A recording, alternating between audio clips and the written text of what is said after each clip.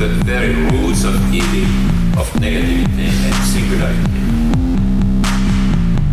including the ultimate form of singularity, which is alchemy, the whole state of things, pure violence without object anymore. This is the typical violence of information.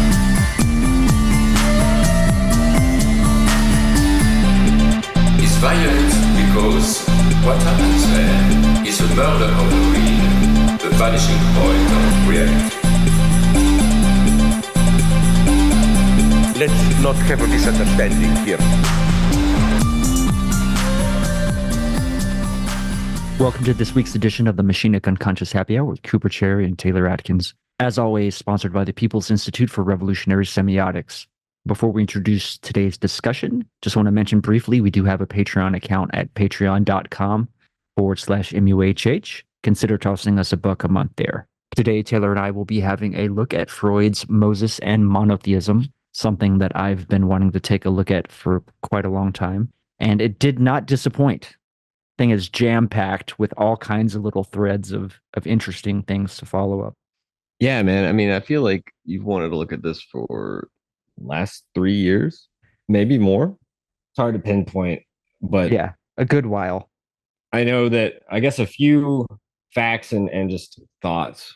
Obviously, it's one of his last written works.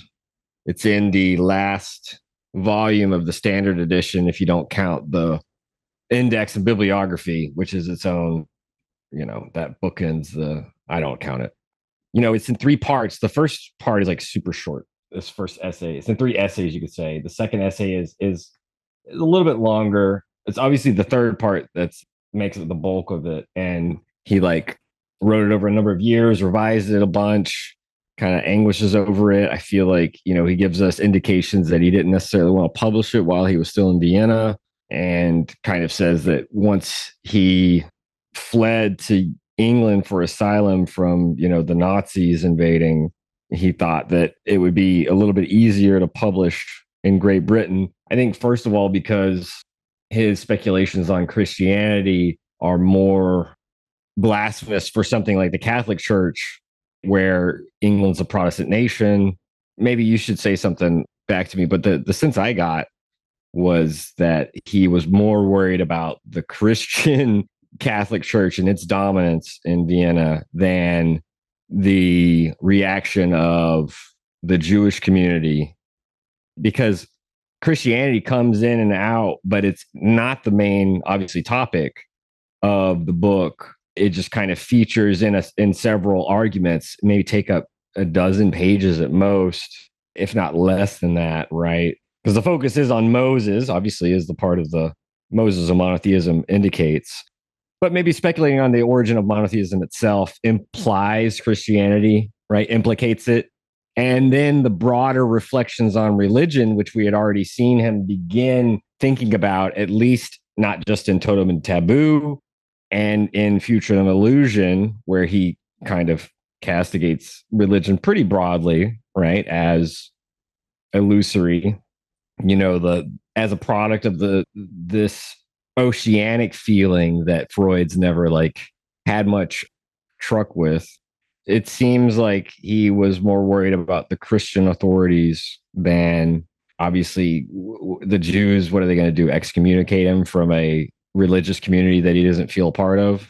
I thought that was kind of an interesting piece of the puzzle of what he was struggling with. And I wonder if that's sort of superficial reasoning, but for text, where it does feel like that he's also struggling with the origin of the Judaic people and religion because of the predominance of anti-Semitic feelings that obviously didn't start in 20th century Germany, but had definitely felt a renaissance, right? Not quite along the same lines, but I definitely think there's something about Freud's own exodus from his homeland as well, and wrestling with this question of nationalism being some of his preoccupations that maybe led or influenced the writing or furthering of looking to publish this work. That's a good point that you bring up, right?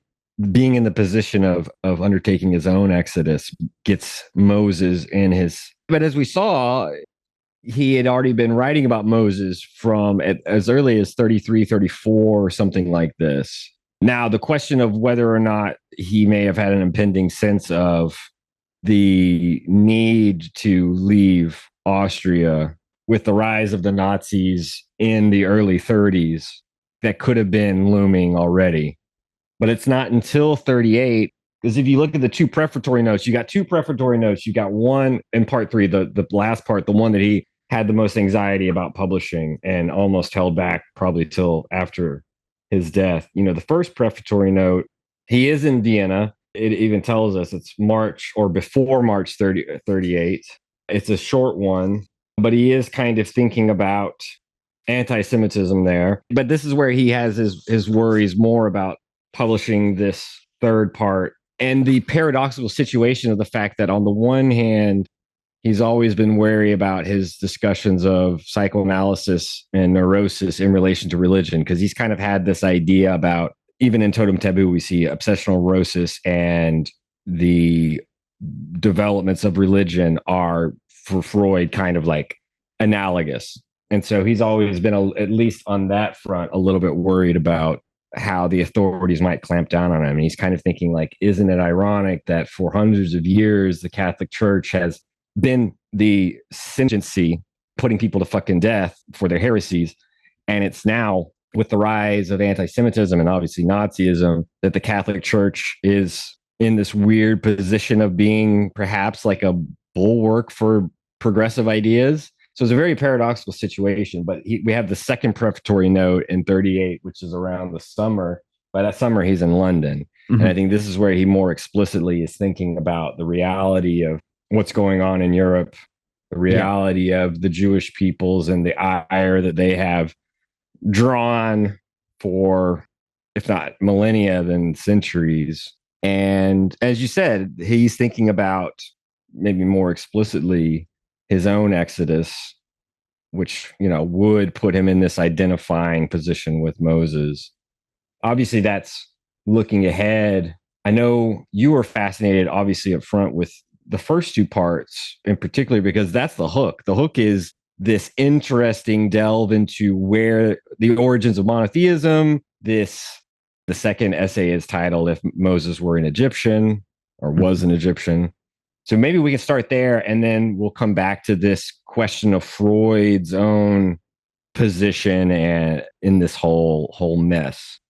Because I even independently developed, I think I even mentioned this to you, like, maybe in my mid-20s, I developed this theory that Moses had some type of relationship to the Amarna period where, who is it? It's Akhenaten that institutes monotheism. Freud speculates that this is the cause or root of it is in imperialism.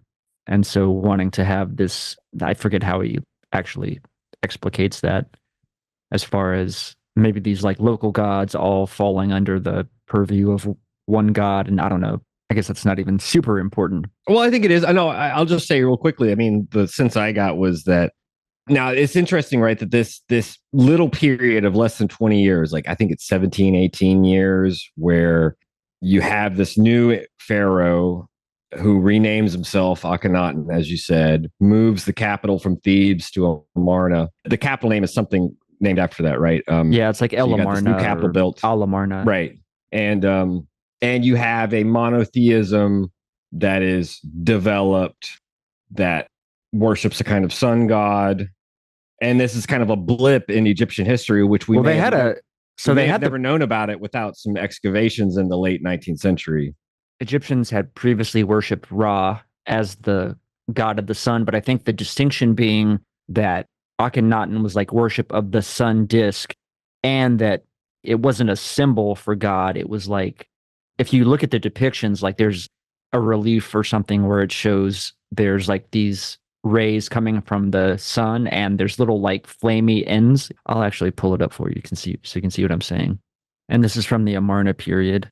Now you'll notice too, I think a lot of the artwork, the depictions of Akhenaten, but also even his son, King Tut famously, show this weird distended stomach, kind of like he's got sort of wide hips in all the depictions. See what I'm saying? See how he has this like exaggerated hip, this depiction of the sun. I don't know, it's something to do with like, it's not a symbol and it's more like the something to do with God's power or energy emanating through Right. those.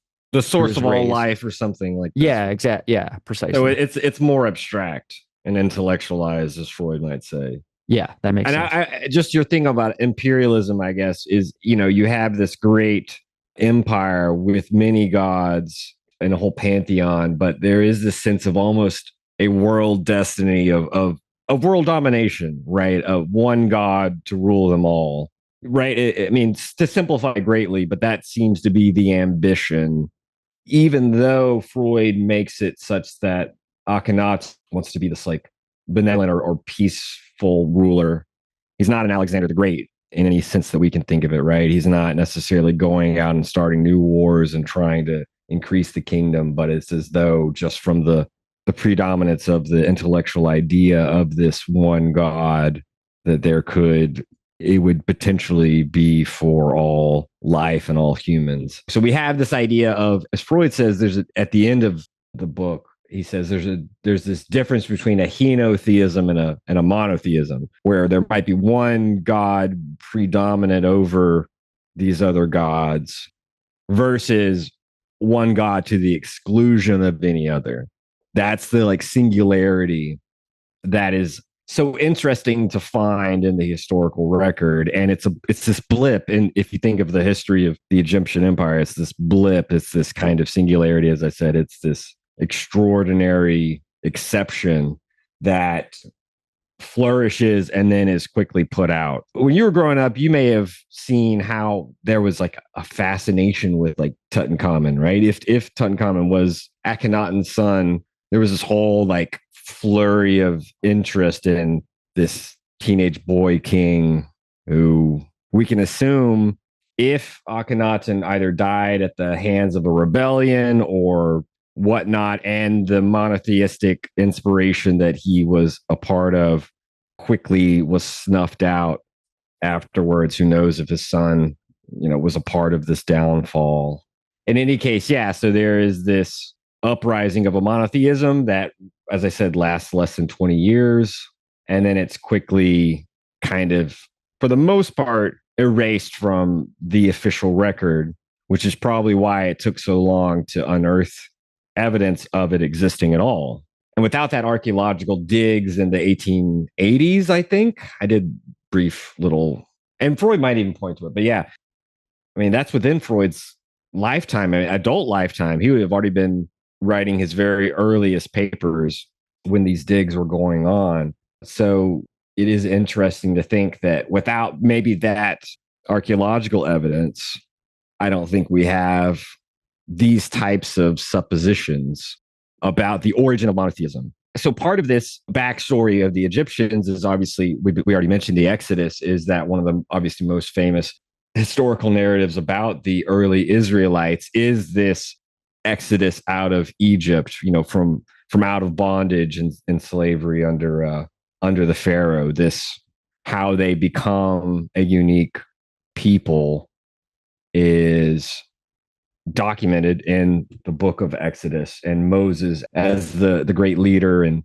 obviously Freud never goes into the details of some of the stuff like parting the Red Sea and the plagues and these other things, which I think he wants to leave to one side as embellishment, mythology, and these other things. But Freud wants to seize upon this origin of monotheism in this one Egyptian dynasty with Akhenaten, and sort of hypothesize that Moses was hand of the Pharaoh or a high priest in the reign of Akhenaten, or perhaps in the immediate century. I mean, obviously we have to do this kind of give or take, but this within a generation or two or three of Akhenaten, because he points to another city in On where there's maybe vestigial worship of this kind of sun god that continues after the reign. So it wasn't immediately snuffed out, at least everywhere, but for the most part, And so he comes up with this hypothesis that Moses was an Egyptian, which is an interesting starting point, and that Moses wanted to perhaps keep this belief going, but needed a people with whom to like keep that belief going. And obviously, even if there are stories about Moses perhaps being a general, I mean, again, this is a whole question about how much historical knowledge we have. But in any case, he's not powerful enough to seize the throne for himself and to reestablish this religion. So there's this, it's almost as though Moses himself seized upon the opportunity to provide an exodus. And Freud kind of insists on this, that it's within the intervening years, the kind of chaos that erupts after Akhenaten's death, right? There's this interregnum. There's this almost like 35-year period between, what is it, like roughly 1350 or so and 1315 BC, that there's this, so to speak, interregnum that's put to a halt by, I don't remember his name, some general puts it to a halt, reigns for a little while, and then there is a reestablishment of the polytheistic pharaoh system. And it's within that interregnum, or at least, again, giving oneself a generation or two, that Moses mobilizes the Israelites out of Egypt with this monotheistic religion. So it's a very fascinating hypothesis. He's not the first to come up with it, but he does add some innovations along the way, which we'll we'll talk about, and which one can find in Moses and monotheism. Even if that's not the point of the whole book, of like, but I do think that this as a starting point is a vehicle for Freud to meditate on the nature of religion, the nature of Judaism, the nature of, as we'll see, repression, the return of the repressed, nationalism. So at this point we can pause, and I just want to maybe we can have a back and forth about if that, and that's pretty much encapsulating or summarizing the first essay, which, as I said, is only, it may be like 10 pages. Do you remember exactly? Is it just called Moses and Egyptian, which is 10 pages?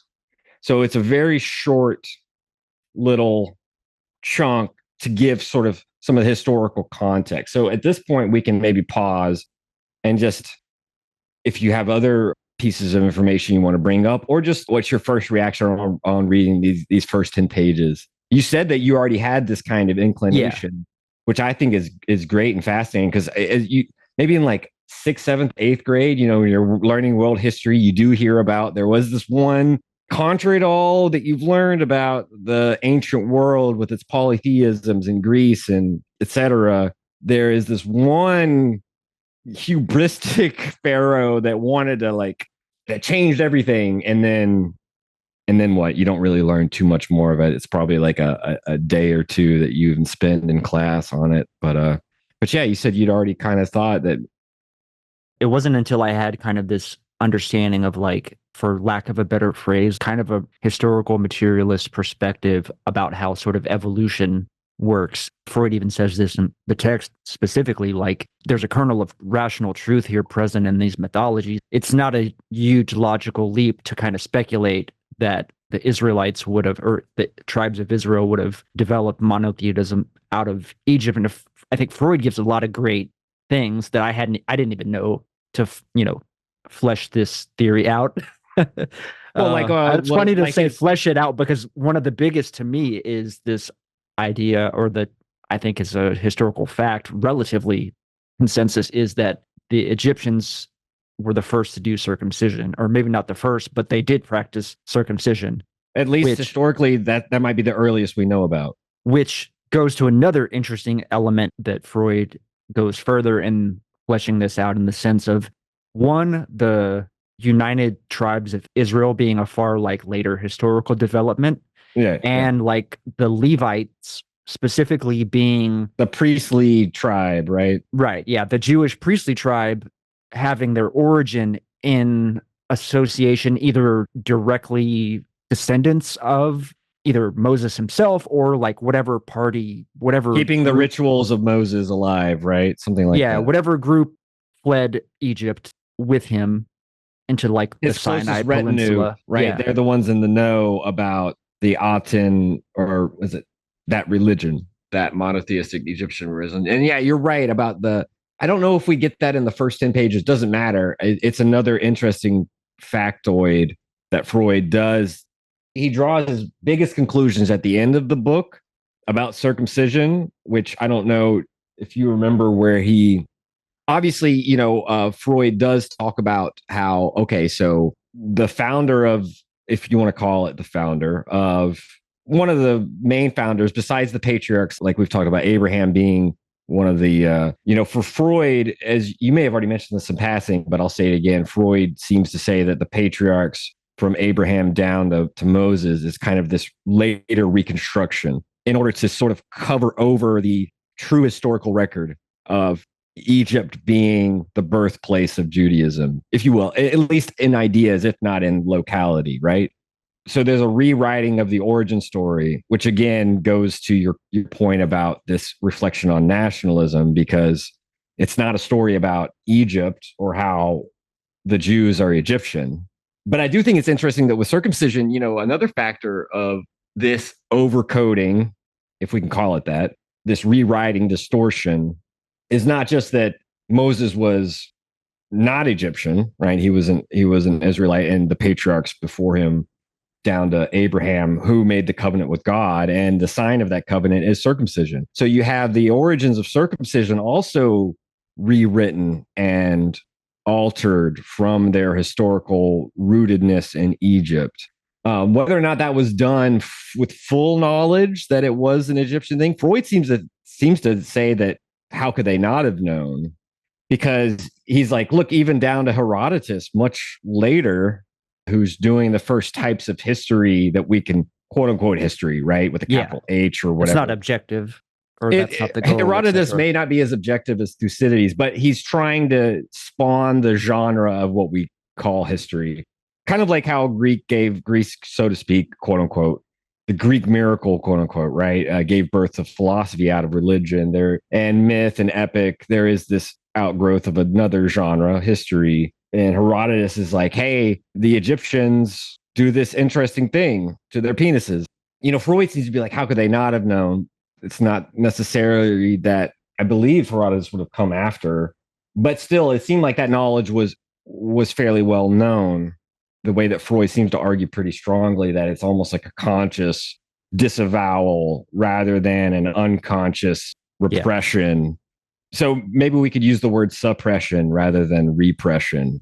When we get to repression, we're going to talk about unconscious shits. But Freud seems to be like, nah, they knew that circumcision was. But in any case, if you look at the Old Testament, the sign that Abraham is a true follower and that he's entered this covenant with God is the institution. I think that word works, right? The institution to be handed down of circumcision. And Freud, of course, looks at interesting little passages from the Bible and historians that he's citing to give some good reasoning for why this is probably true. That interesting thing in God is trying to tell him how Moses is to mobilize to eventually find Canaan and settle there. And then there's this line where it's like, God was going to come and kill Moses, but Moses' wife went and circumcised his child, because as though Moses had forgotten to do this or something like this, right? So Freud makes a lot of that. And then there's in Joshua this line about how Joshua is like, hey, we got to all circumcise, guys, right? We are God's chosen people, and he's told us to do this. And the line in Joshua reads something like that it removed the stigma or the shame or I forget exactly the reproach of Egypt from them. So even in the Bible, there are these obscure kind of indications of circumcision not necessarily being or being both in the origin story of Abraham at the origin of the Jewish people, but also something that is forgotten or imposed from outside. There are these contradictions that Freud brings up to try to give more weight to this inheritance from Egypt. It's also interesting because he says that this was like a compromise with the two different I guess, I don't know if it's factions of believers, because you have the controversy over El or Elohim being the God of the actual God. The Elohists and the Yahwists, right? Yeah. Correct. I think the speculation is that Abraham worshipped Elohim and then Yahweh is a later, they syncretize these two figures into the new Jewish God. This has always been something interesting. Yeah, Yahweh would be the rebirth, if you will, of the Mosaic God, because we haven't even gotten to some other juicy info about Moses, which we will get to. And we skipped over some interesting stuff about how Moses, instead of being highborn, was lowborn, and was sit down the river and taken up by Egyptian princess, et cetera, et cetera. We're moving a little bit quickly because some of that's already well known, perhaps to those who have had to go to Bible school. For those who haven't, again, 10 pages, you can read it real quick to get caught up on the context of Moses as an Egyptian. You're right about the two groups. And yes, Freud does mention there is seemingly this compromise between if you want to camp them as the Elohists and the Yahwists. And if I remember this, and again, this is Bible school talking, Elohim is, you see both names in Genesis. Elohim is plural and Yahweh is singular. So it is also this interesting indication, if you just want to base it on that, on grammar, that the Elohists would have still had just in the name would indicate a kind of group, maybe the masses, as sometimes Freud does seem to make it. Like we were talking about earlier, the Levite tribe being the priestly tribe would seemingly be like the upper echelon, if you will, of the hierarchy, those in the know of the priestly caste, of the rituals and religion, and then sort of the masses would have perhaps been more Right. Yeah. Would have been still more attached to the local gods, to a polytheistic tradition, which there is all kinds of literature about this. And you can even see it resurface in stories about what's his name? Now, this is much later, and this is not stuff Freud talks about, but who's the wise judge that offers to cut the baby in two? Oh, that's Solomon. You see in Solomon, who's gifted wisdom, the story of Solomon, he goes back to worshiping all of these goddesses and these other things. In a certain way, it's kind of interesting.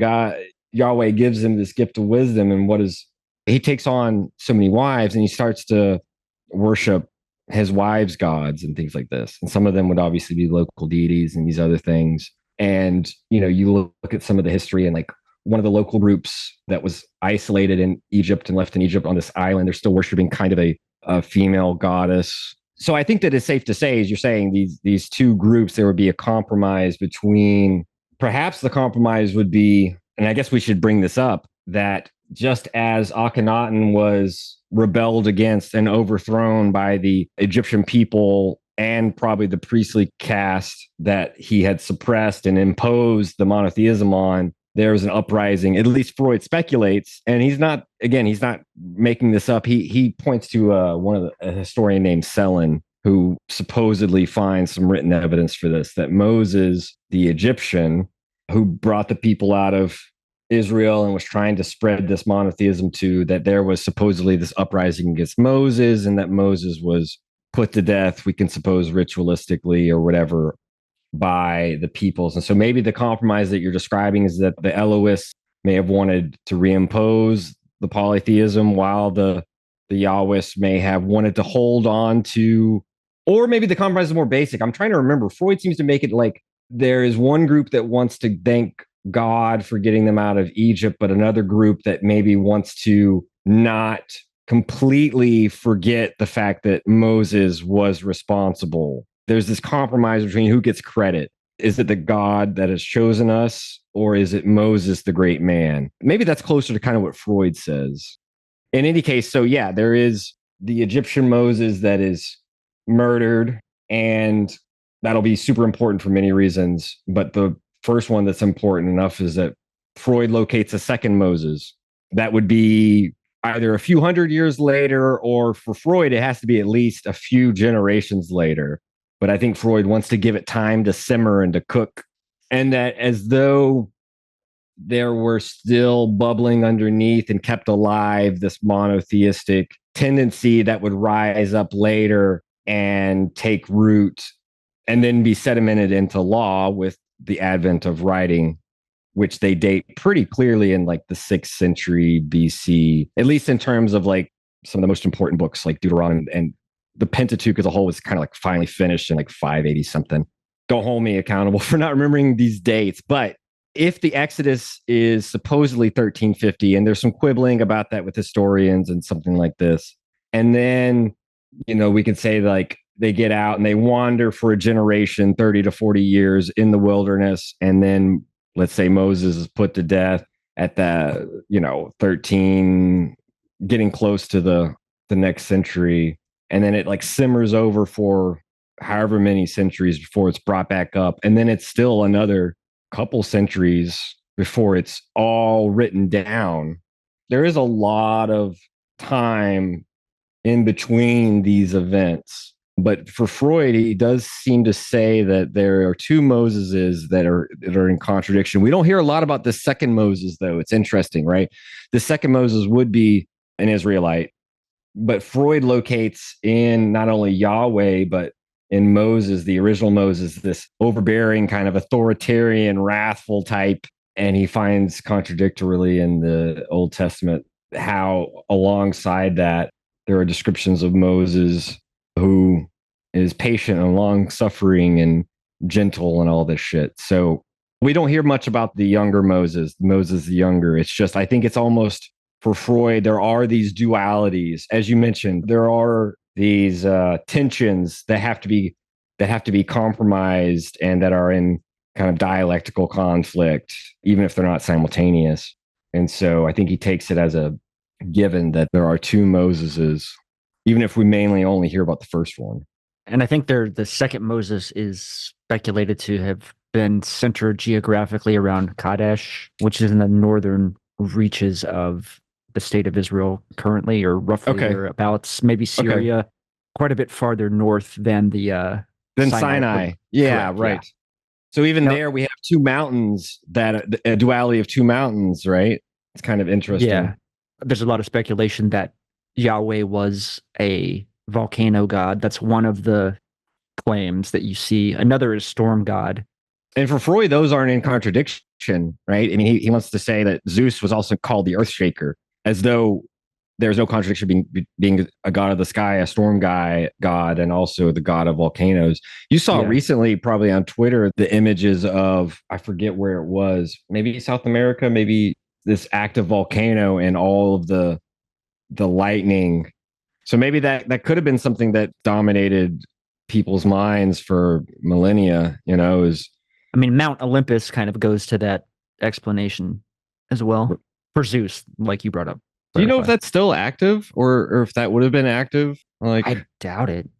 Yeah. I feel like it's probably some like oral tradition shit, probably a different mountain. I mean, that's what's even speculated about this volcano god maybe originating in like Turkey or like even further into north into like Turkey, which would go into some of the syncretic elements to go into the uniqueness of the Judaic religion, right? These different localities and No, what's kind of interesting, which I hadn't really considered, but it came to mind, was when we're discussing this kind of synthesis of the two gods, Elohim and Yahweh. So what you see consistently in the Old Testament is the prophets, the Israelites are constantly straying from following God. And the prophets are always like, it's this constant tug of war. That clearly kind of I think, very well maps onto Freud's thesis about this kind of struggle between these two factions that's like resolved over, who knows, millennia, centuries? Yeah, at least centuries. It's roughly 800 years between Exodus and the completion of the Pentateuch. In terms of writing it down, it's roughly complete, definitive form. That's roughly a millennium. And that is a good point, because even within the story of Moses, if we assume that's Moses the Egyptian, who's the lawgiver, who's bringing down the tablets from Mount Sinai, and he comes upon the people worshiping the golden calf, the graven image, right? Yeah, Baal, who also was a storm god, interestingly. So a conflict over the identity of this patriarchal god, whether it'll be polytheistic or monotheistic. And if you remember, it's interesting, right, that supposedly the number one commandment is no other gods before me. So yeah, I guess even within supposedly the time of Moses, if we follow the story, there's already this conflict that you're talking about. But you're right to mention that in the prophets too, that's the refrain.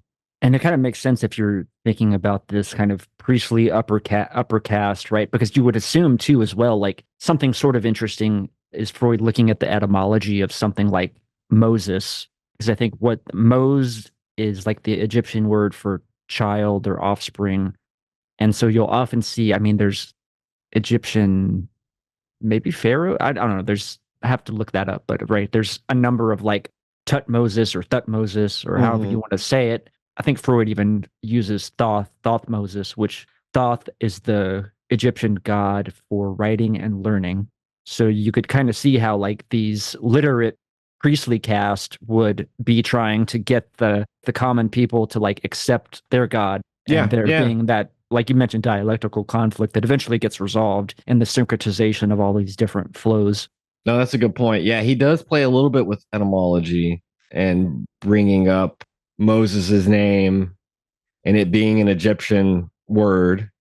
So that's already a kind of red flag. And again, he's not the first one to come up with this. He's just collecting and collating some data and trying to draw out some conclusions, which I guess we can start to go into. I know we haven't covered exhaustively this anthropological and historical material, much of which is speculative, right? Because a lot of what we were talking about is not prehistorical in any normal sense, but it's pre-written. The records we have are, I guess it wouldn't be pre-writing in Egypt, but the records we have for it are belated or at least scanty, like in the case of Akhenaten and these other things, right?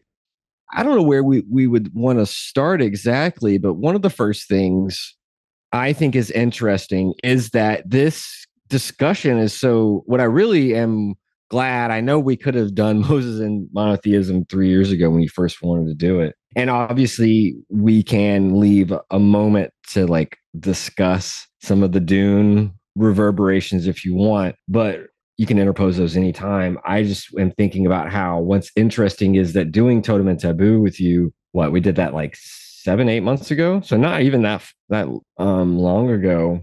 We see that Freud, this wasn't the first time he was interested in the origins of religion.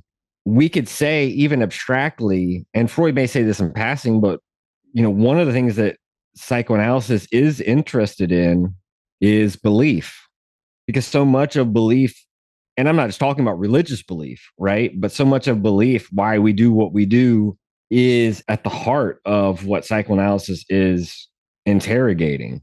Does that make sense? Yeah, I think so. Especially when he talks about the way that the neurotic's relation to religion, broadly speaking. I mean, that's the direct content, right?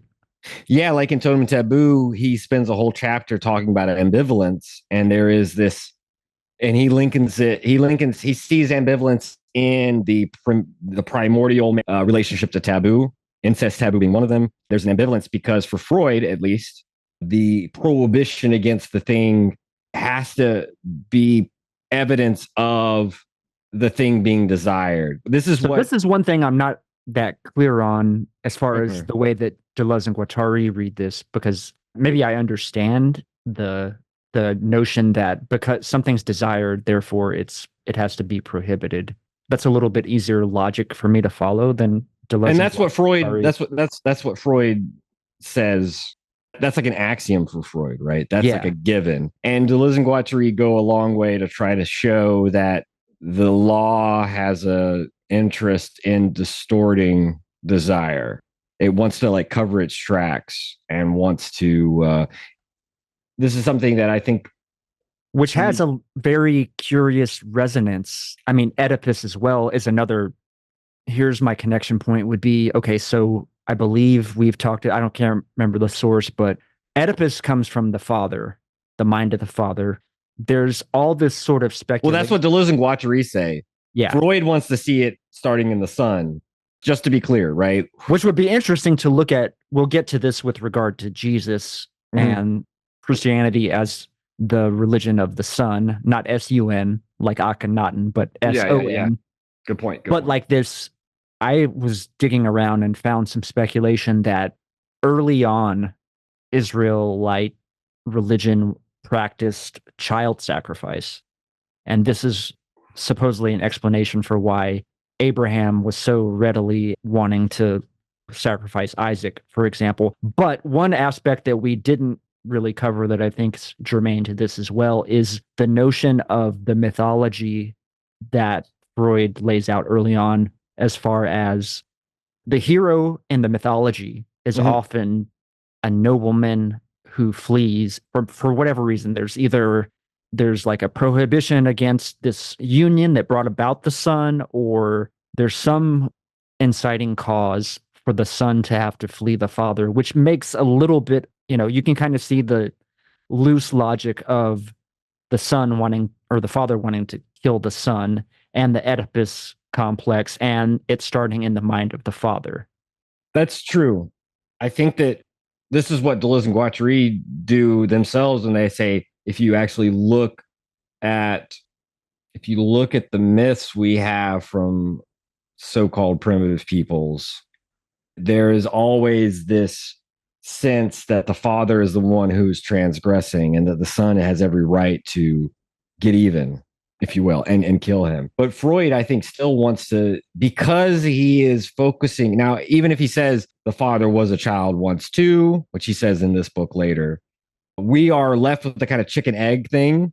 And we have to start with the egg for Freud, or with the formative child, because it's infantile sexuality that runs the show for Freud. Not that that's wrong. It's just that I think is why he takes as an axiom that the Oedipus complex is focused on the child. The son, for example, desires the mother, and the father is the one who sets down the law and forces the renunciation of instinct, as he calls it, drive, right? Forces the renunciation of, we could even just broadly say, desire, because we have to be careful about how we use instinct when we talk about Freud, obviously, right? Notwithstanding, I think it's interesting that you found this information. You're saying it's a hypothesis that there was there would have been child sacrifices. I mean, you can even see the mythological connections with, I forget, is it Kronos or Zeus, Jupiter, that Kronos devours the children. So I think there's this cannibalistic germ or trace that that evolves further into this child sacrifice. There, maybe again, we find this compromise where Yahweh, God, has made this covenant with Abraham, promised him a son, something that he hasn't had, at least with his wife, Sarah. He has Ishmael, which you mentioned earlier, right? Is it Hagar that's his handmaiden, or yes, her correct. Egyptian handmaiden, which is also right. That's another. Right, no, that's a good point. Yeah, I hadn't even thought about that, but yeah, she was. I think she specifically referred to as Egyptian. Yeah, he has a son, but not in the sense of, if you go by the monogamous rules or whatever, it's a bastard, right? It's Jon Snow, or Sand, if you want to make it Dornish, whatever, right? So God promises a son with Sarah that'll continue the line, right? His seed will be more bountiful than the stars in the heavens, all this shit. Maybe that's part of the tension, or this distortion, or this memory of, if the hypothesis is correct, and if we give it credence. I've got a good. Then the test, because how else do you interpret it? God is testing Abraham's faith, right? That's how it's usually read. If he's going to do this thing that the community, because this is a whole story about fear and trembling, Kierkegaard's book, where he says it's a teleological suspension of the ethical, where Abraham can't go ethically to the community and say, hey, God told me to kill my son. What do you guys think? They would fucking say, you're crazy. So Abraham has to do this kind of in secret and sort of circumvent the community through which the ethical should be situated in order to prove his faith, blah, blah, blah. But, if you read it in the way that you're suggesting, as this memory, or this repressed memory that's returning, there's a way of conjuring up the image of child sacrifice in order to then ward it off and outlaw it from thenceforth, right? That's no longer the ritual that we're going to perform. Because one of the things and I'll let you speak in a second, I'm sorry, I know. Well, one of the things that Freud kept bringing up is that part of the monotheism that Judaism inherits from Akhenaten is the suspension of superstition and magic and these other types of sacrificial favors offered or sort of begging from the pantheon of gods for favors. So, child sacrifice, firstborn would be like the highest form of self-sacrifice, if you will, if that makes sense, right? And so that's a part of the magical rituals that supposedly this monotheism is trying to move beyond. And he talks about it as an intellectualization of a spiritualization, if you will, an abstracting of religion, where it is more about this following of truth and justice and this abstract god of truth and justice in Egypt. Anyway, but you were going to say something. For one, I think that one aspect is that, okay, so the mythology of the son who, for whatever reason, has to flee the home. This is a good explanation for the practice of the father eating or the sacrificing of the child. Is the mother steals away the child and whatever, like, okay, so which Moses's mother puts him in the basket. The Egyptian noble family finds him and raises him as their own. Okay, so that's one thing. The other thing is that I'm going to speculate is that circumcision stands as the covenant between the father and the sons that, okay, I'm not going to sacrifice you anymore, but you have to do so. What you have to give me is you have to be circumcised. And when you're circumcised, that's a way that that's you submitting to the law of the father. That's pound of flesh. Now, Freud reads circumcision differently. If you remember at the end of the book, he wants to say that it is a return of the repressed, insofar as this goes back to Totem and Taboo and why I brought it up earlier, where if listeners who heard the episode or who are familiar with the work, in a nutshell, one of the hypotheses that Freud works with is that Totem and Taboo, you have the primordial father of the horde, he's hoarding the women and all whatever, and he's exiling the sons or keeping them in some sort of subservience, and they all rise up against him and kill him and cannibalize him. And this is the origin of totemism as an institution, because the totem takes on the sort of role of the father, which is why the totem is sacrosanct, except once a year, where they, in memory, feast on the totem. But it's also the institution of incest taboo, because now the mother and the sister are kept open for this band of brothers who now no longer supposedly have a father of the horde to lord it over them. And what Freud is like the primordial father in this murder, which has been forgotten or repressed, is not just, I think it's the hoarding of the women is also symbolic for castration, the castration complex, and it's linked to Oedipus, because when the young son is desiring to take the father's place and hoard the mother for himself, the father has to lay down the law and demand renunciation of that desire. And it's that conflict that Freud thinks of as castration, because Freud is still thinking organically. Obviously, Lacan takes castration as interest into the symbolic through language, but Freud isn't too far off from that, except that he takes it literally. As we know in Totem and Taboo, Freud is centered on the literal and the real, the actual. And so the father's threat is, you keep trying to take my place and you're going to lose the most intense source of narcissism that you have, the thing that marks you as being able to take my place in the first place, which is your penis. So he threatens castration. That's just an effect of Oedipus. And so Freud makes circumcision as a kind of displacement and a distortion and a substitute, if you will, for the memory of the overcoming of the father and the castration threat. I also like your reading. Now, obviously, and we didn't say this in passing because it's, we were talking about it. It's interesting, but the child sacrifice hypothesis is not found in Freud, although I'm sure he'd have a fucking field day with it, right? So I like that reading too, of this kind of symbolic. You could even kind of make the two work together. I don't think necessarily that you have to say that the child sacrifice hypothesis is somehow an exclusion of Freud's primordial murder of the father hypothesis. That in a certain way, it's interesting that the circumcision can go in either direction and work to placate this castration complex in both ways. Right, because the ultimate ends for it are the maintenance of the society, like the social bond between the group, which also goes back to Totem and Taboo and the Oedipus complex, which interestingly, I wanted to mention the kind of contrast with the Egyptian nobility who I think Freud says would practice incest.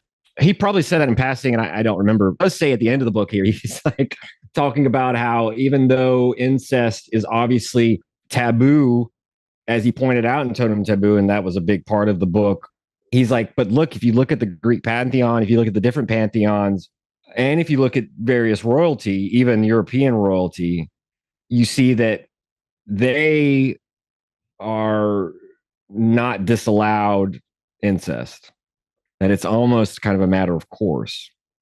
Now, obviously, in terms of the gods, you might have to have them going outside of the gene pool at some point. So they're going to be fucking these other gods outside of the pantheon. But at the very least, we know that not all gods are related to one another, right? I mean, so that doesn't have to be that complicated. In any case, and he doesn't say it here, but in Totem Taboo, he has this whole theory of mana and sort of magical intensity. And this is why the king is taboo for a commoner, but there can be an intermediary, some kind of official of the king that doesn't have the same mana level. And so like he can give orders and be an intermediary and all this. So one can imagine that. That's super interesting with our discussion of the chief in the Bow and the Basket author. I forget his name. Clasters. In Clasters, it's interesting because we don't see the same type of idea of mana where the chieftain is not in this untouchable place. So I think that example is in complete contradiction. Now, the thing would be this whole notion of mana that Freud is working with in these social hierarchies are, to a certain extent, not derived from actual peoples that anthropologists have looked at.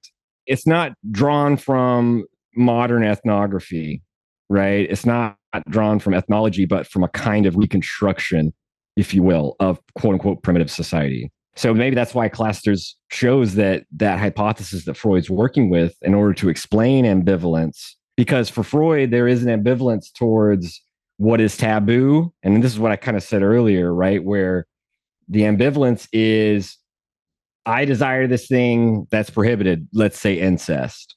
I desire it, but there is this taboo, there is this prohibition. And the only thing that can keep me from fulfilling my drive, my desire, the thing that is instinctual renunciation, which is what we were talking about with the father and stuff, is the danger that I would be in, the reality principle, if you will, that I would be in if I followed my pleasure principle. Because my pleasure principle is like, I have a drive, I want to satisfy it.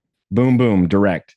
The reality principle is like, look, you have to take a detour around, maybe make some substitutes, right? And sublimate, and you'll actually get the satisfaction you want, but you can't go straight in a straight line for it because there's this prohibition.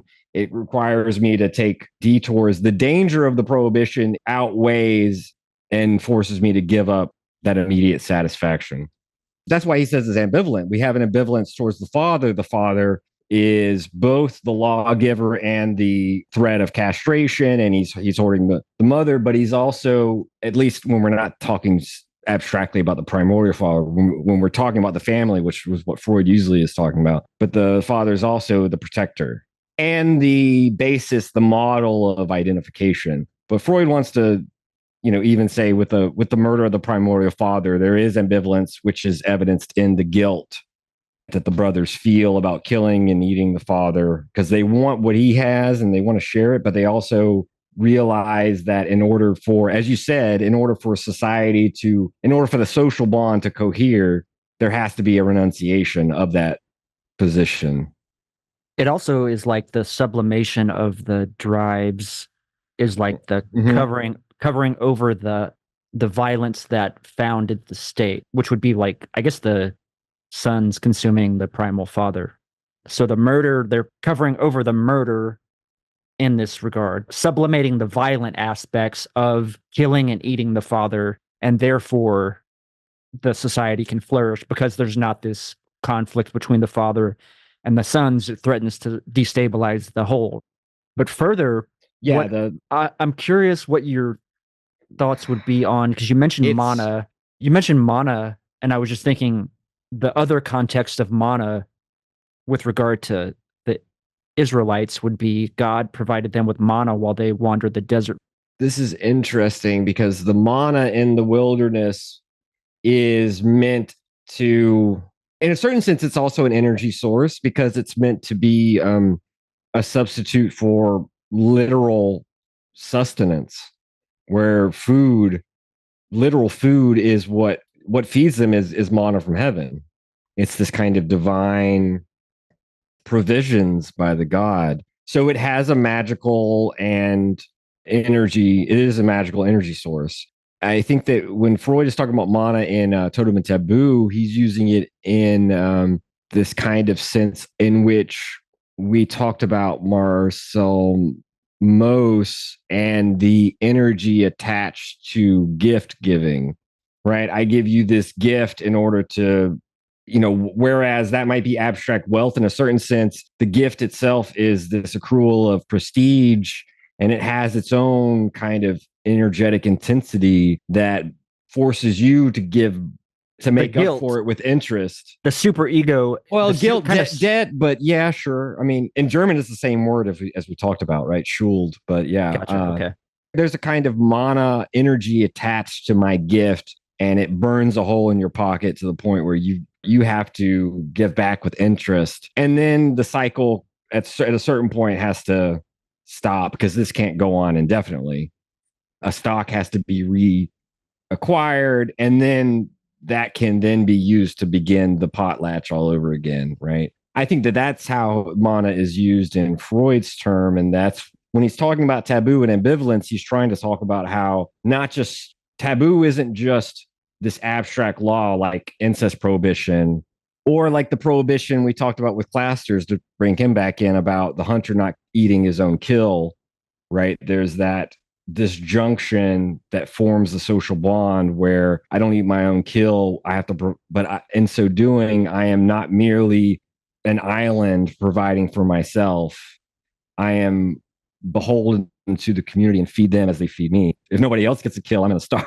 So it's not just an abstract prohibition of incest that's taboo. It's also certain people can be taboo for Freud because they represent a kind of pull of transgressivity against whatever obligations are sort of, for example, he wants to say that the king or the chieftain, and again, a lot of this is speculative and not necessarily based in anthropological evidence necessarily, like I said, although some of it is, but not all of it. But in any case, like the king is in his hierarchical position above the lowly commoner, is taboo in a certain way because he accrues this mana energy, right?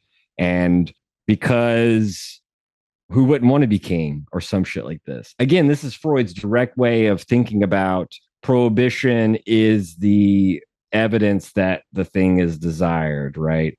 And we would have to go on a longer detour to discuss why Deleuze and Guattari disagree with that. There's so much in this book that we're not even going to get to talk to. We can leave that aside for a moment. Maybe I think the direction to go in now, because we've brought up a lot of the like sort of skeletal, pretty much the broad sort of picture. I think that maybe the critique, where Christianity, which is not mentioned that much, but is brought up, but I think it goes in this discussion of like, it's the suture point for this convergence of debt and guilt and founding violence and child sacrifice and the covenants through Christ. Christ is the murdered son. Okay, this is why you're fascinated with the child sacrifice hypothesis. Again, that's correct. Outside of Freud, but I'm willing to allow it. I'll allow it. Keep going. So Christianity, right? I was trying to think of. I'll let you finish while I look. I was trying to think about the first time he brings up Paul. Or one of the first times. It's really interesting because he really talks about Paul, who was a Jew, as we know, living in Rome at the time, even though he didn't know the historical Jesus, if there were one. Again, taking that as a given. But yeah, go on. So what do you want to talk about first with his remarks about Christianity? The discussion of guilt and debt and infinite guilt. Christ is scapegoat. I mean, you could even think maybe I was thinking about the child sacrifice in terms of scapegoat, but I don't know if maybe that is legit if the father is trying to sacrifice the firstborn to the god as like the times are so desperate, perhaps. And I think maybe the times are so desperate that this killing of the firstborn son, I don't know, maybe the value, the mana perhaps of the son of the firstborn offspring, Right. having some role in this, given the whole mythology, right, that we've been going on. I mean, this even goes into modern mythology of the hero with someone like, Superman, for example, as far as being placed in the quote unquote basket. Superman is the nobility from Krypton who goes to dwell amongst the common people. Yeah, and the in this kind of reversal. The moral code he's bringing is truth, justice, and the American way, right? There you go. Exactly. Yeah. I'm kind of quoting what you sent me, so I give you credit for this idea of we have a Superman Moses who he doesn't teach us anything new, but reinforces what we already know, maybe had forgotten or hadn't lived up to, right? If we want to be fair, if we don't want to be just cynical.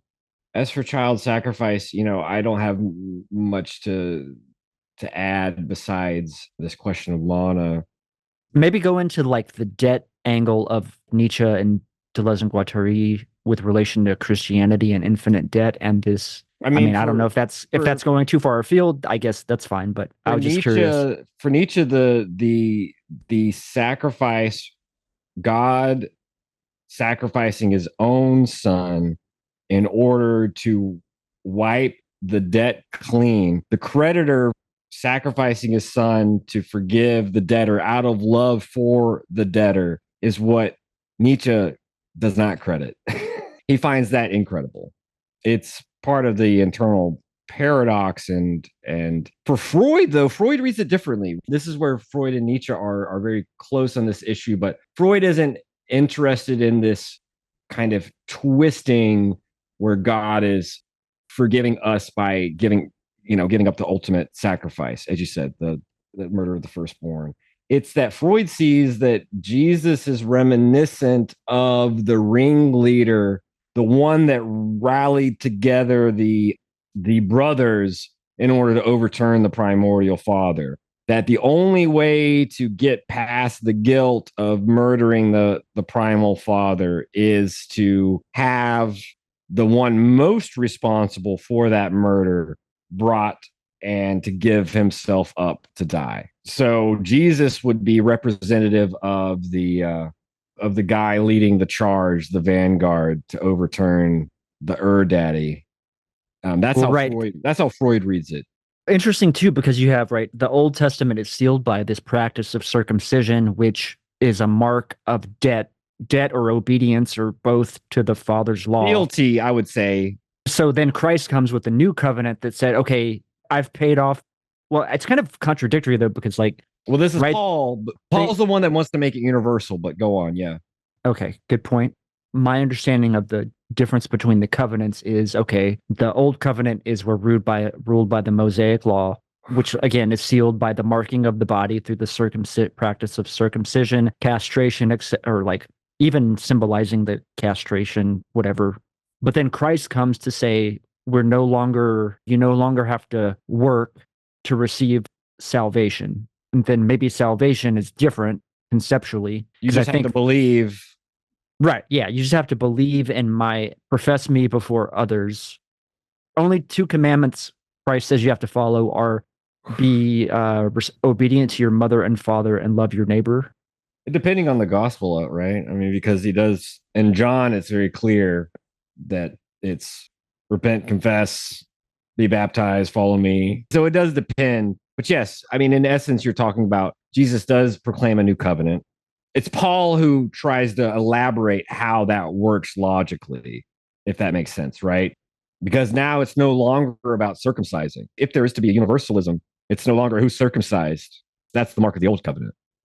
That's the thing where if putting the primal father and by extension, the Egyptian Moses to death, who was trying to impose the monotheism, and then there had to be this latency period, this incubation period, and then it arose after several centuries where it was the return of the repressed, where Moses is now made into the origin of the monotheism of the specifically the Jewish people's religion. Then I think Freud sees Christianity as this second coming, not the pun, of the return of the repressed, where it goes further. Paul helps take it further where, and again, you need another murder of a great man, but it's no longer Moses representing the Father, it's Jesus representing the Son.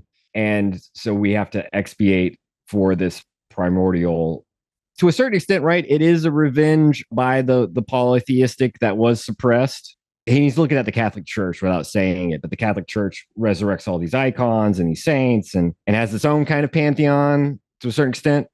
On the other hand, it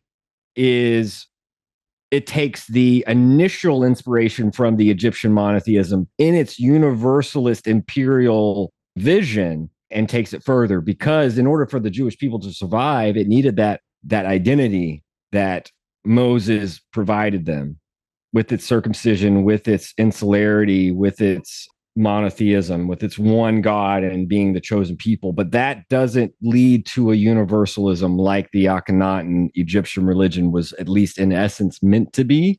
It allows them to survive and have an identity. And this is the nationalism thing that you were bringing up, right? Excellent. Even if they didn't have a nation, quote unquote, they were a nation in the sense in which the old King James Bible talks about nations. Yeah.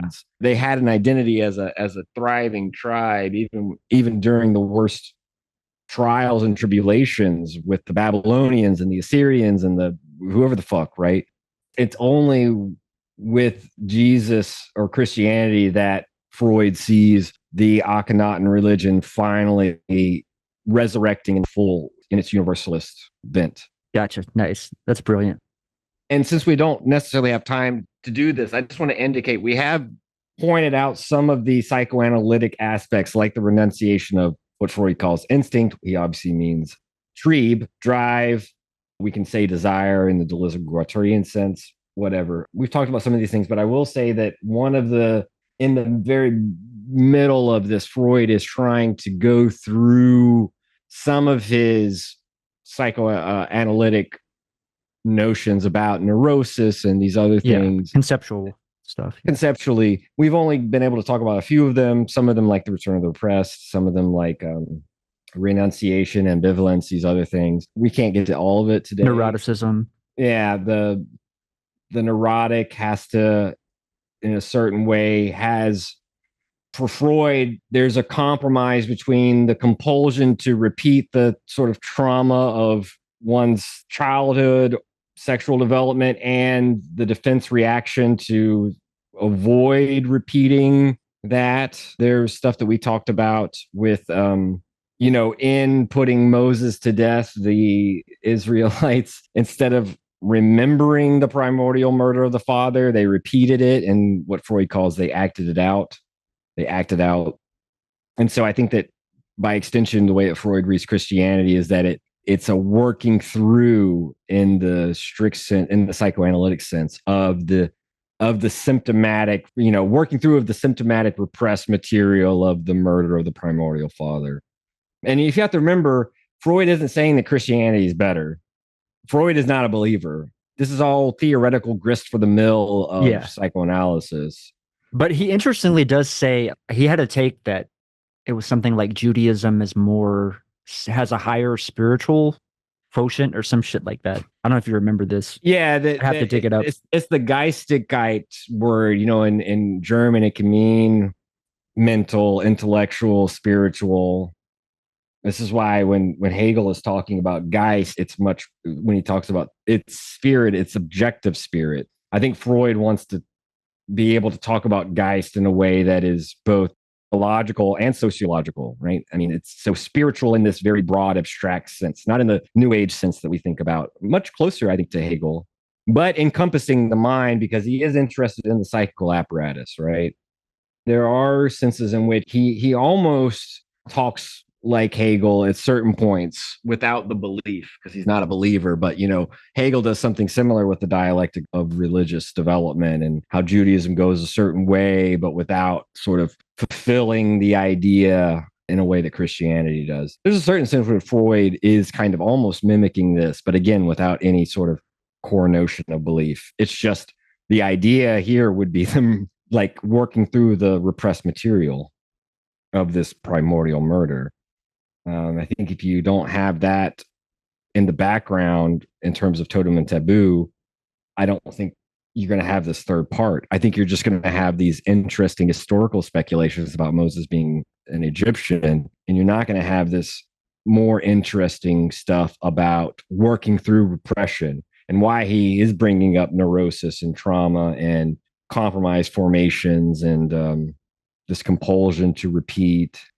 Because in the end, Freud, as an atheist and as a psychoanalyst, sees religious belief as analogous to neurosis, if not obsessional neurosis.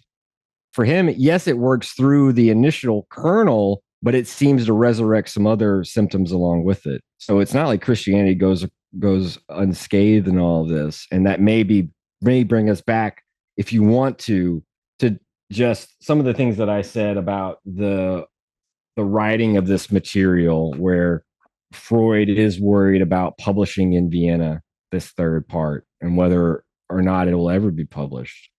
It's only when he's in England that he feels like he's no longer under this regime that might censor him or at least disparage him, and by extension psychoanalysis, because I do feel like there is this sense in which Freud is not only struggling with anti-Semitism and his own Judaic ethnicity, obviously not his religion, because as I said, he's an atheist, pretty staunchly atheist, as you can see, and he says so right out. But the other thing would be, and we've talked about this a little bit, where Freud is at the end of his life, and he's worried about of psychoanalysis as a discipline, as a not only theory of the mind, but a practice to put into play to work through. This is why I think at the end of his life, he's thinking about these things more broadly, like futurism illusion and what religion does to civilization and its discontents, what the role of something like Bolshevik communism and then even Nazism is going to do. The specter that's haunting him is the fact that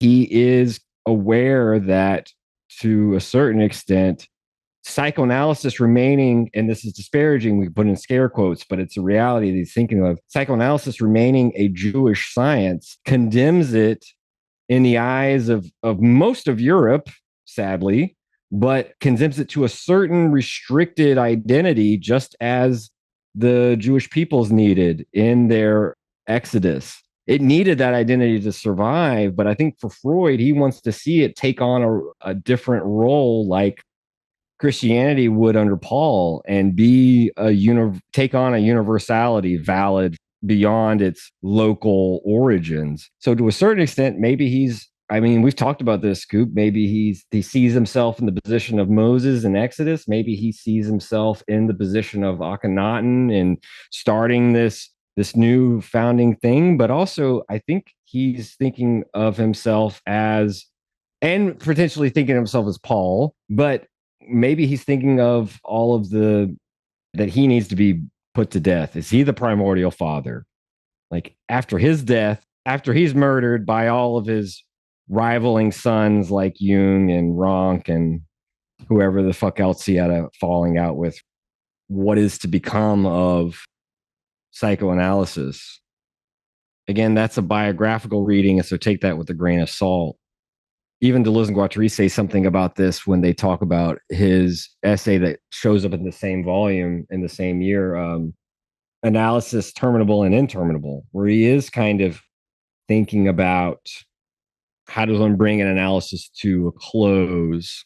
How can one say that the cure has been, that the material has been worked through fully, that one isn't sort of hooked on analysis like one becomes hooked on opiates, which is a way that Guattari is in the 70s is thinking about the use of methadone to treat opiate addiction. He's thinking about how methadone is just, you just giving them something else to be addicted to. And as we know, it's more addictive without the high.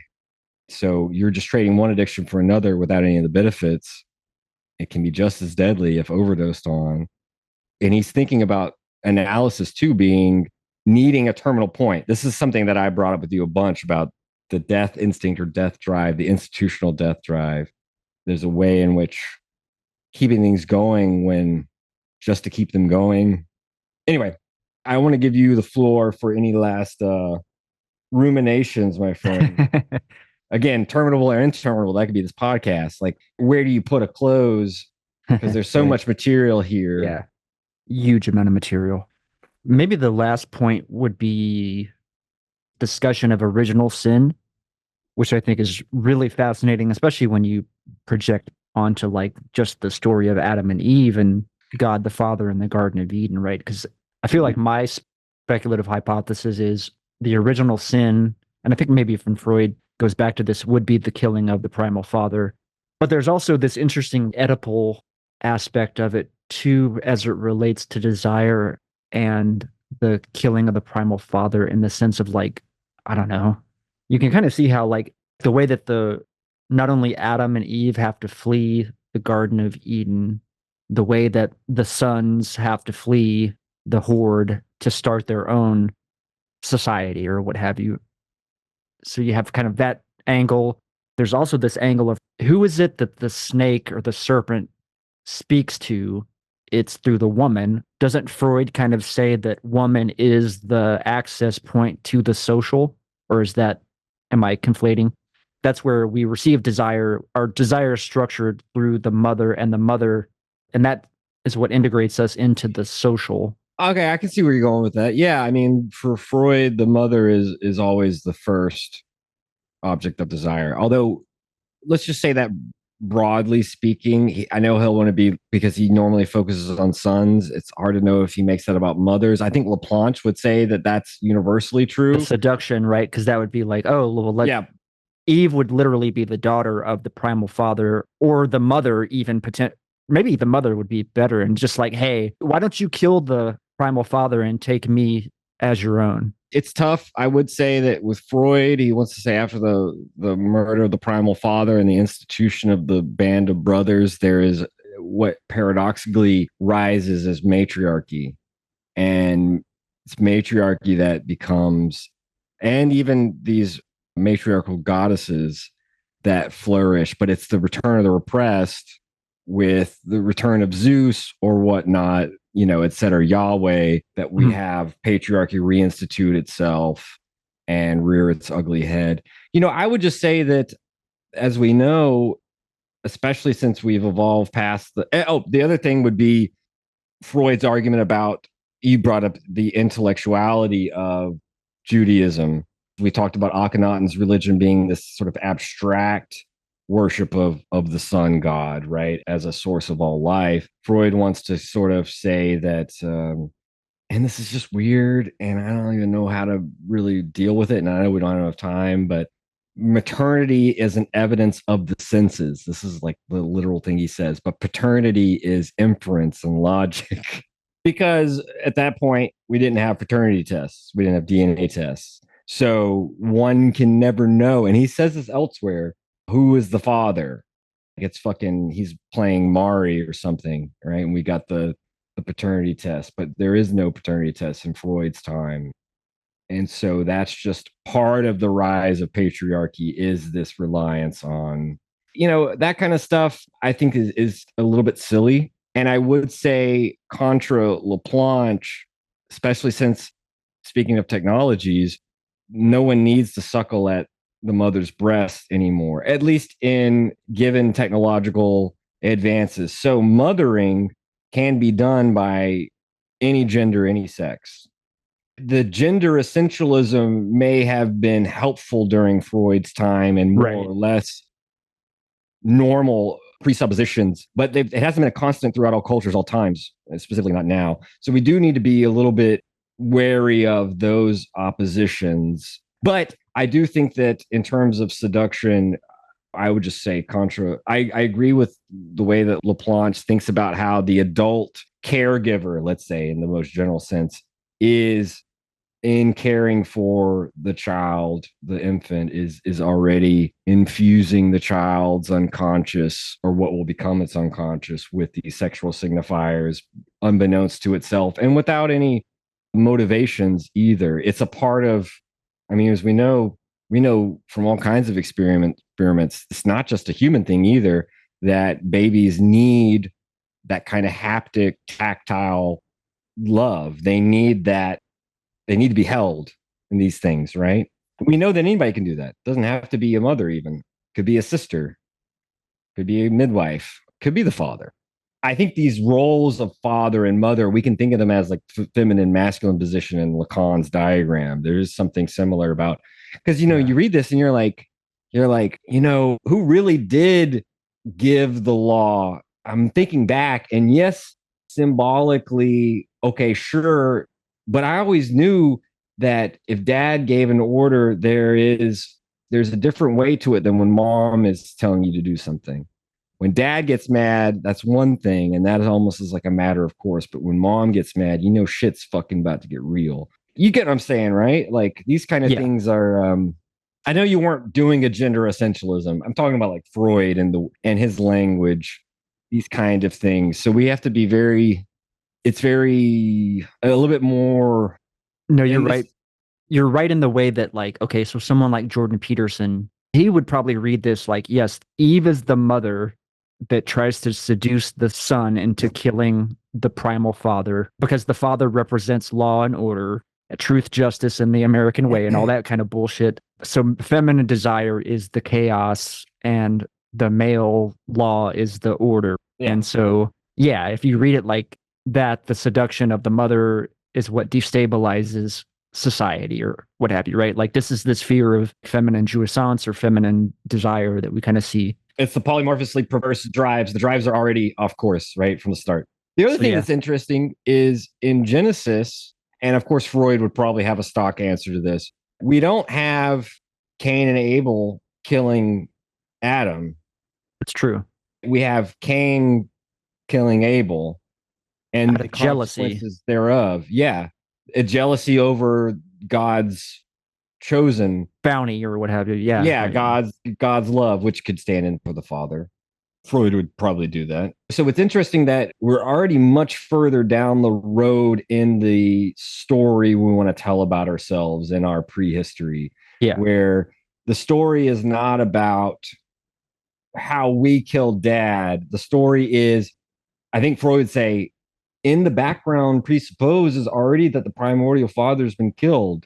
Adam's not the primordial father. We've already killed the primordial father. And one of the prohibitions, not just incest, but also one of the prohibitions is also not to murder another brother. This is the communal bonds that you brought up, right? This is the social obligations. The moral obligations is first rule of Fight Club is no other fathers. Second rule of Fight Club is no other murders, loosely speaking, right? I mean, sure. Yeah. No, I take you. I think for Freud, he would say like Cain killing Abel is a consequence of the sort of pact, the social bonds that would have already been the unwritten law, if you will, that have already been established and instituted after the primordial father's death. What's kind of weird too about, and I might have to look back at the translation in particular, but I vaguely recall there being at issue with Cain's sacrifice. So I believe that Abel sacrificed an animal, and it was Cain who sacrificed. He had agricultural crops, some type of crops that he sacrificed, and that sacrifice was deemed as inadequate in God the Father's eyes, which is why he favored, or that at least plays into this whole thing. It does, and there's there's readings of the story where it's a tension between a hunter-gatherer society or whatnot, and and a agriculture, domesticated animal husbandry society. But agriculture and domestication of animals kind of coincide around the same time. So that division of labor is a little bit tenuous to a certain extent. And the other thing would be, in other cultures, this would be opposite, where if you look at the Bhagavad Gita, you are supposed to give to the gods upon taking your meal, right? Kind of like your little prayer before, but you're not sacrificing meat, right? You're sacrificing some of your vegetable intake, because for the most part, Bhagavad Gita is the product of a society wherein religions like Jainism flourish, where you're not really supposed to kill other sentient creatures. I'm not saying the Bhagavad Gita and Jainism are related, but I'm saying that vegetarianism is the norm there, rather than the exception. So even there's a cultural specificity that I don't think can be universalized. I'm trying to think of the book. Oh, God. It was in like the 60s or 70s where this was like a popular theory of the reading of the Cain and Abel story. And I don't buy it. It's too culturally specific to be universally applying to, like, again, I think Deleuze and Guattari would say it would be a part of this meta narrative about the evolution of societies, which they are very like suspect. They hold in suspect. But I do think it's interesting, right? We don't have in the beginning, Cain and Abel killed, or even that Cain killed Abel because Eve loved one of them more, right? That would be an interesting little Freud story, Yeah, for sure. Or that like Adam killed Abel because he didn't obey the law of the father and was trying to like get with Eve. You can imagine that would be like a Freudian retelling. Yeah, that's good. There's also like a weird repetition, kind of using my like speculative analysis of the expulsion of Adam and Eve from the garden being like the son's expulsion from the primal father's horde. Yeah. And having to fend for themselves, because that's an aspect of like God says, oh, you have to fend for yourselves, right? Which is kind of amusing in a sense, but also the sort of repetition aspect of that with regard to once Cain kills Abel, he flees to the land of Nod, which is kind of interesting in the sense of like, okay, well, where the fuck did the people who dwell in Nod come from? Like randomly, this sort of goes to the historicity of this oral tradition, this actual history that get conflated, right? Or all sort of mixed together later on. And we have this other land of Nod that Cain fled to. Well, where the fuck did those people come from, right? Is always the question. So I think it's the product of the fact that the murder of the primordial father and its aftermath is already supposed, because if one of the prohibitions is not to murder, first of all, first rule, as we said, don't become no more primal daddies, no more murders, specifically of the brothers, but also no more incest, which is identical with exogamy. Right. Which, God, we didn't bring that up. Do you see what I'm saying? Like, exogamy is already, if the primordial father has already been slain in some ether behind Adam and Eve and Cain and Abel, then that already presupposes incest as ruled out. So there has to be other people. Brilliant. There has to be exogamy. I'm glad you brought that up to really put a bow on the whole episode right there. Well, that's good. It's good, man. It's good shit. All right. We can think about whether or not we want to do next week or take another week off. Just we'll decide. I'm sure there's plenty of stuff that we can read. So I think we're going to wrap up there and close out this week's edition of the Machinic Unconscious Happy Hour with Cooper Cherry and Taylor Atkins. The very roots of evil, of negativity and singularity, including the ultimate form of singularity, which is unconscious, the whole state of things, a pure violence without option anymore. This is a typical violence of information.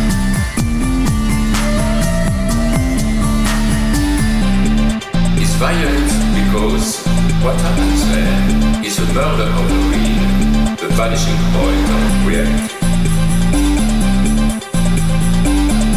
Let's not have a misunderstanding here.